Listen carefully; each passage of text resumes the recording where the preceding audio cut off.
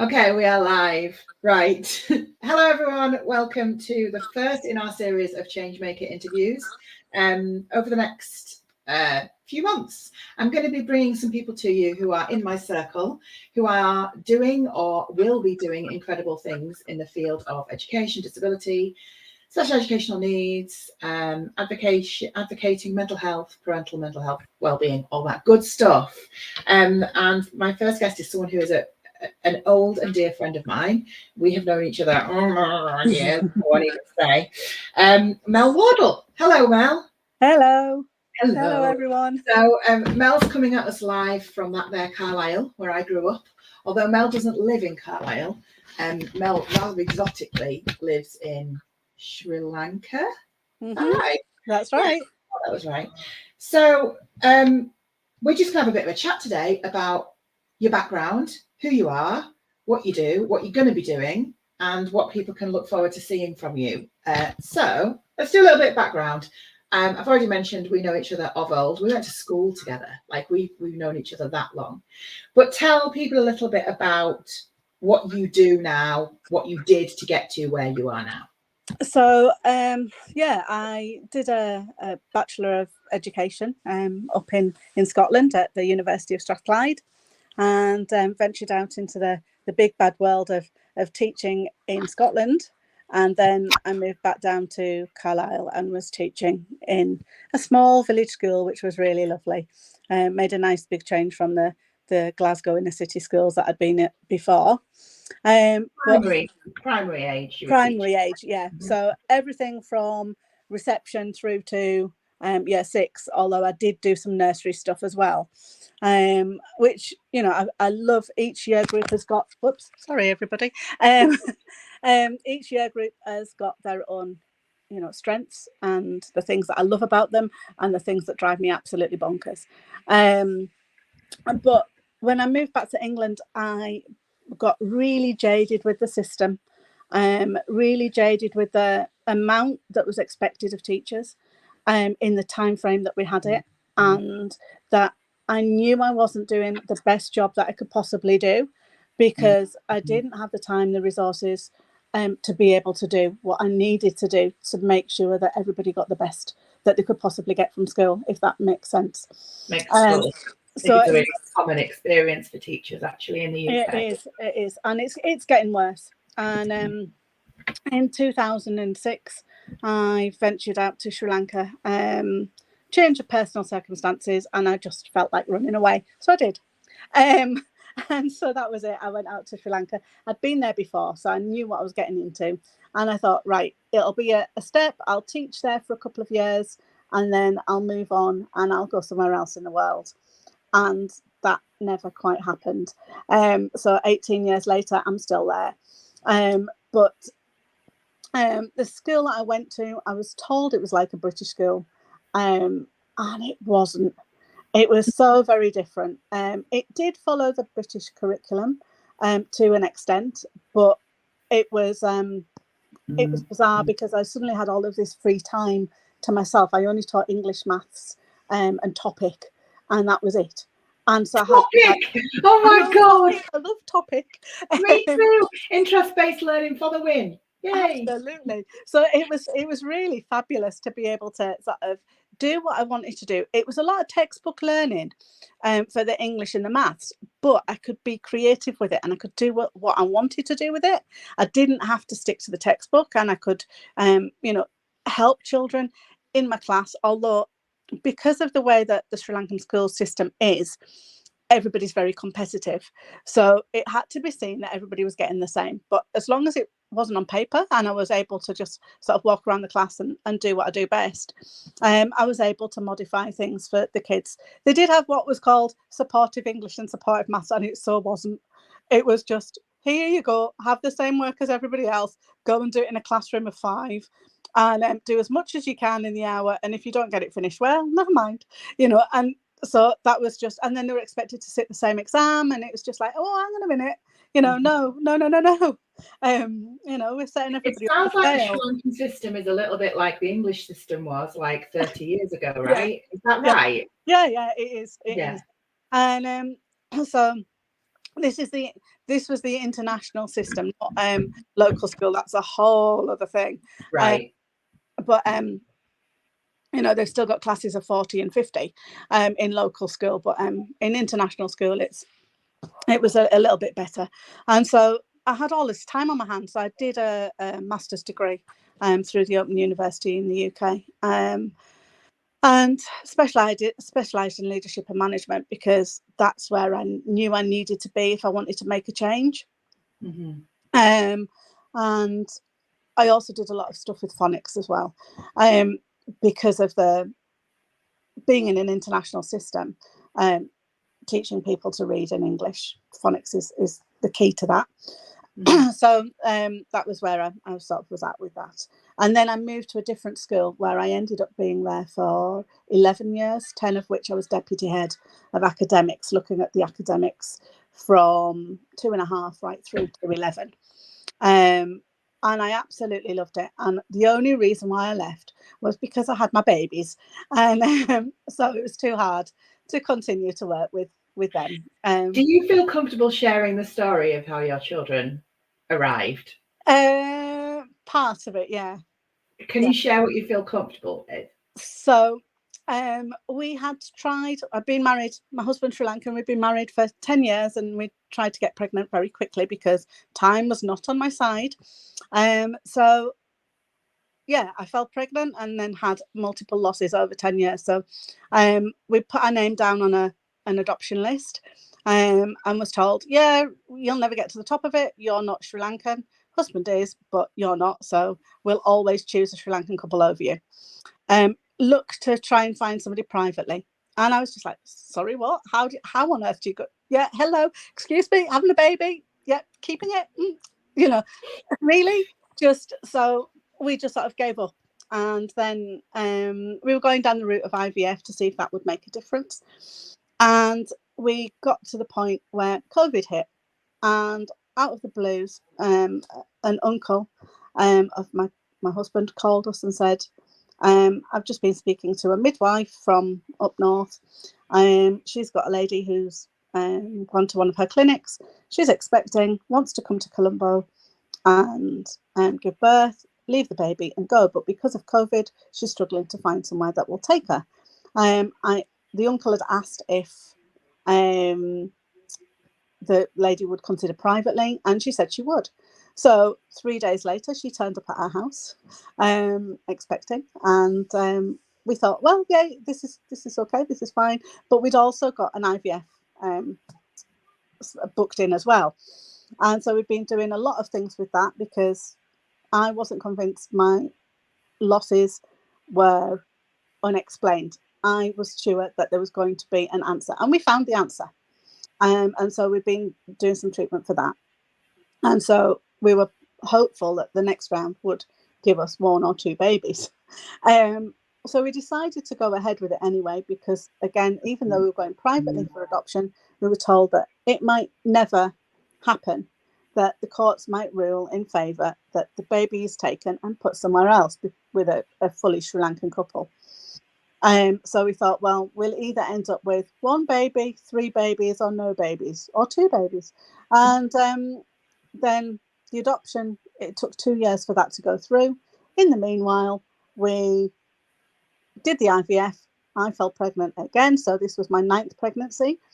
And every step of the way was a nightmare, and I just didn't like to think about it. But we got to the steps where we needed to be until I needed an emergency C-section to take said baby out. So I now have, they're currently both 3, but there is 8 months between them. So I've got a little boy and a little girl. So yeah, that's that. And yeah, it's on my toes. I love your story, because obviously I've known you for a long while, and I know that it was a long and arduous journey to get to where you want to. And it feels like the end result was probably something you never expected to happen, but it's like perfect. It's Absolutely. like, yeah, I love it. I love it. Thank you for sharing it. I think it's so lovely. We have lots of parents and carers in our community who have lost babies and who have had, difficulty getting pregnant, and we have adoptive parents as well. So it's lovely to hear that there's so much crossover there with your experience, and interesting because it was, overseas experience. I'm currently in the process of writing a book about my journey, so that it can hopefully help other families that maybe find themselves in the same situation, and what tests to advocate for. Yeah. Yeah. Amazing. So back to work stuff. You're no longer in the school system. Yeah. You're writing your book about your experiences, and you've got some plans for what you're going to do for the rest of your life. While I was working, I also did Senko for a few years, and in Sri Lanka especially, there is such a huge absence of recognising anybody who's neurodiverse, and it's sad, really. Children are just generally forgotten about, but there is a great big homeschooling movement as well, and so I keep getting asked, will you do tuition? Will you do tuition? Will you do tuition? And I can't. I don't have the time, because my two take up, all of the time that I've got. 2-3-year-olds, you've got your hands full, right? They go to school in the morning. I've got a couple of hours free in the morning. Come back and it's full on until bedtime. So so I was like, well, what can I do? And it was like, right, well, how can I share my knowledge with everybody? And so I thought about, well, let's get some programs together. So I'm currently wanting to put together some programs in English and maths for various different year groups, and looking at different ways of delivering that. That's not just, here's your textbook, there you go, just follow this, but really sort of getting children thinking in a different way, maths and the English, especially comprehension. I don't think in schools these days enough is done with comprehension, and comprehension is key to being able to understand everything else. Especially for neurodivergent learners, that learning style is very different for neurodivergent learners, because the way that we comprehend things is a little bit different, the way we read things is different, the way we process things is different. So so that's it. It's just, I was reading something this morning, which was somebody else talking about their experience in a secondary class, where they had in a literacy class, the reading ages 4 through to 17 in one secondary school class, and yet the work had to be differentiated to meet the needs of the learner. However, when it comes to doing the history exam, it's the reading age of a history exam is 16. So a huge proportion of, so it's crazy that we're still using these old-fashioned systems to test knowledge when it's not meeting. It's that old adage of, putting a fish out of water and expecting it to climb a tree or whatever. It's not going to. Yeah, absolutely. I think the thing I really like about the work that you've got coming up, and for people who are interested, I'll make sure that you get links to how to connect with Mel. But the thing that, from what you've told me of it, is that it's going to be resources for teachers, but also for parents who want to support home-based learning, kind of like pulling in your knowledge of phonics and English and comprehension and maths, but also your knowledge of working across 3 different countries with hundreds of different children, understanding the Senko system, understanding how that works in international schools and a bit in the UK system. It's going to be, it gives me goosebumps when I think about it, because it's kind of got enough behind it that has that kind of like, you've got this like 20 plus years of experience, but also I know from your approach that it will be really innovative and exciting. And I can see Yellow Brick are in the comments. I need to connect you, because I think there's loads of crossover between what you do and what they do, for absolute sure. Go on. But one of the things that I was going to say is I'm quite happy to connect with people and do bespoke programs as well, because not everybody learns in the same way. Nobody learns in the same way. And that's really key, especially with children with specific needs, or adults with specific needs. If you know what the needs are, and I can think, I worked with a child who was like this, and so therefore I did this, it's going to work. Well, it might not, and you have to really think out of the box, and you have to get creative. And I know other teachers at school used to look at me as if I was absolutely loony outside playing ball when I'm supposed to be sitting doing a phonics support class. And, you know, we were learning phonics in a different way. We were getting physical with it. We were, you know, going out there and doing what we needed to do. And, you know, children with dysgraphia, I was out there and we were doing some things to get their motor control going rather than sitting writing, because that's not going to do anything. We've got to work on the control first. So you know, it's just thinking about things like that. So that there's a lot of that can be done, but and in the mainstream classroom, it just can't. There's not enough time. And what is your kind of like big picture stuff? What would you like? How would you like to see this progress? What would you like this to look like going forward? I know you're very early in the process. Oh, I don't know. I get scared every time I think about it, because I know it can be so huge. And, you know, I would like it to go huge. I would like it to be able to reach a lot of people, you know, and support a lot of people. But I get the collie wobbles every time I think about it. So I don't, if that makes so excited. You know, it's going to be amazing. I kind of like, I feel like everything that's brought you to this place has brought you to where you are now. And this is when like the magic is really going to happen. I know that you'll have made a massive difference to kids in your classes. I know you will have, you know, I know that will have been like proper impactful stuff. But when you're in a place where you're able to reach more people and do things differently, you know, our membership, our Marble membership is all about supporting parents and carers who have to do things differently or who want to do things differently. Yeah. And I think like I've known you long enough to know that that's your thing. You like doing things differently. Absolutely. I don't do anything straightforward. It's no. See, also family relationships. And I'll just go to Sri Lanka. I just go to Sri Lanka, no big deal. I mean, most people run away down the road, you know. No, I'll just hop it onto another flight and disappear off the country. But you know, that's it. And what do you love most about the work that you do? What do you like about teaching? I absolutely love working with young people. You know, they bring something different to the table every single day. No 2 days are the same.